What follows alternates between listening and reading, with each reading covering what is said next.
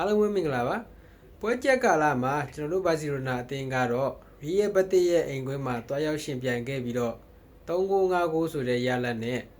လွယ်ကူကူပဲအနိုင်3မှတ်ကိုရယူနိုင်ခဲ့တယ်ဒီပွဲစဉ်မှာနီးပြဟန်စီဖီလစ်အနေနဲ့လမင်ယမားကိုနံပါတ်3ရိုးမှာထားခဲ့ပြီးတော့လူငယ်ကစားသမားလေးရိုနီဘာဂီကိုတော့ညာချမ်းမှာထားတယ်တိုက်စစ်မှာတော့ဖာရန်တော်ရန်နဲ့ဘယ်ချမ်းမှာရက်စ်ဖို့ကိုတုံးခဲ့တယ်ထုံးစံတိုင်းပဲပွဲအစပိုင်းမိနစ်အနည်းငယ်မှာတော့အထနှီးနေတဲ့ကျွန်တော်တို့ဘာစီလိုနာအသင်းကပြိုင်ဘက်ရီယယ်ဘတ်တစ်အသင်းကိုဦးဆောင်ကိုမထင်မှတ်ပဲပြီးလိုက်ရတယ်ဦးဆောင်ကိုပြီးလိုက်ရပြီးတဲ့အချိန်မှာတစ်ဖက်အသင်းရဲ့အမှားကတော့တိုက်စစ်ဖွင့်ကစားလိုက်တာပဲ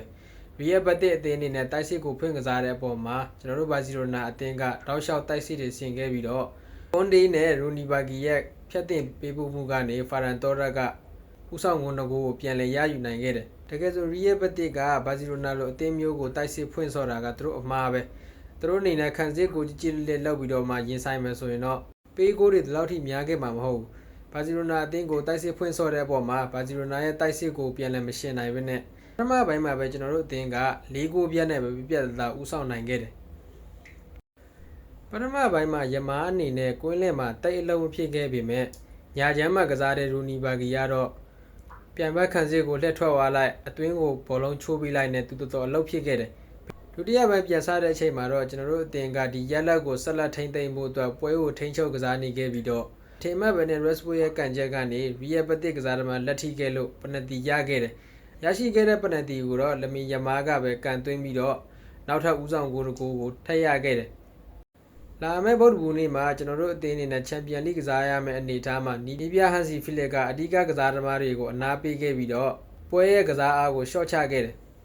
ဒါမဲ့လည်းခံစစ်ရဲ့ရုတ်ဒီရုတ်ရဲကစားခဲ့တဲ့အပေါ်မှာတောက်ကံဘောကနေခြေပကိုပြန်ပေးခဲ့ရတယ်ကွန်တင်းအနေနဲ့ဒီနေ့ခံစစ်ကစားတဲ့နေရာမှာသူ့အနေနဲ့ဖန်တီးမှုတွေပေးတယ်ဆိုပေမဲ့လည်းတချို့ဆုံးဖြတ်ချက်တွေမှာတော့သူအမှားလုပ်တယ်သူရဲ့မှားယွင်းတဲ့ဆုံးဖြတ်ချက်ကနေပဲပွဲပြီးကန်နီးလေးမှာရီယယ်ဘတ်တစ်အသင်းကပနတီရခဲ့ပြီးတော့3-5 ဆိုတဲ့ရလဒ်အထိဖြစ်ခဲ့တယ်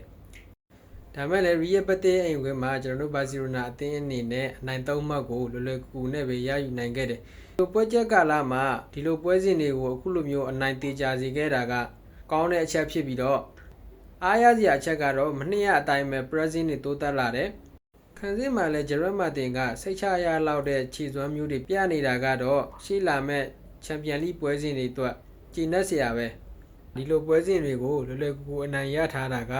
အသင်းသားတွေရဲ့စိတ်သက်ပိုင်းရောရှေ့ရက်မှာကန်ရမယ်အဲ့ဒီဖရန်ဖတ်နဲ့ချန်ပီယံလိပွဲစဉ်အတွက်ရောယုံကြည်မှုကောင်းတွေကိုရယူထားနိုင်ပြီလို့ဆိုရပါမယ်အားလုံးကိုကျေးဇူးတင်ပါတယ်